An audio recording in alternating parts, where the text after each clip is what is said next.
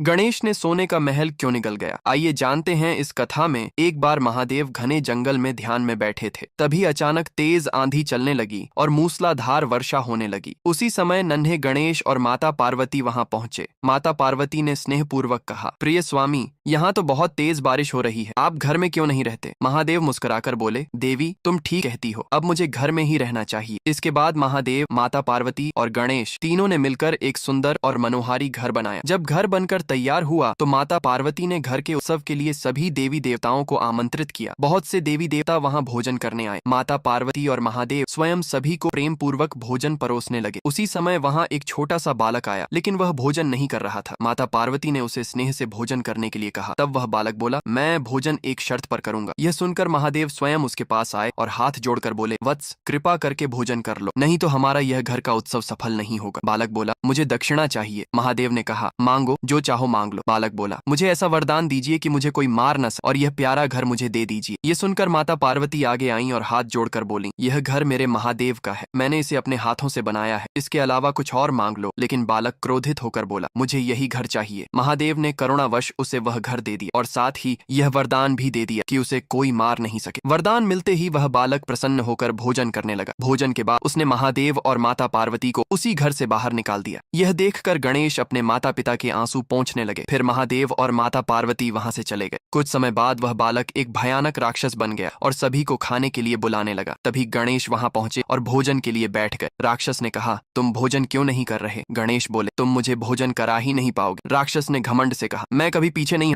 तब गणेश ने अपने मुख से इतना अधिक भोजन प्रकट कर दिया कि राक्षस हार गया। भय से कांपते हुए उसने गणेश के सामने हाथ जोड़ दिए। गणेश ने उस घर को उठाया और वहां से चल दिया। राक्षस चिल्लाने लगा, नहीं नहीं, मेरा घर मत ले जाइए। लेकिन जिन जिन घरों को राक्षस ने छल से पाया था, उन सभी को गणेश ने अपने भोजन में बदल लिया। अंत में गणेश ने उस राक्षस को भी उठा लिया। तभी महादेव और माता पार्वती वहां आए और गणेश से उसे छोड़ देने की प्रार्थना करने लगे। तब गणेश ने क्रोध में आकर उस राक्षस को उल्लू बना दिया और कहा, अब तुम दिन के उजाले में कुछ नहीं देख पाओगे, केवल रात के अंधकार में ही देख सकोगे। तुम्हारी बुद्धि नष्ट हो जाएगी और धरती पर सभी जीव तुम्हें उल्लू के नाम से जानेंगे। तुम किसी को कष्ट नहीं पहुंचा पाओगे। इसके बाद महादेव और माता पार्वती ने कहा, जो भी यह कथा सुन रहा है उसने मेरे गणेश के लिए लाइक और सब्सक्राइब नहीं किए हैं।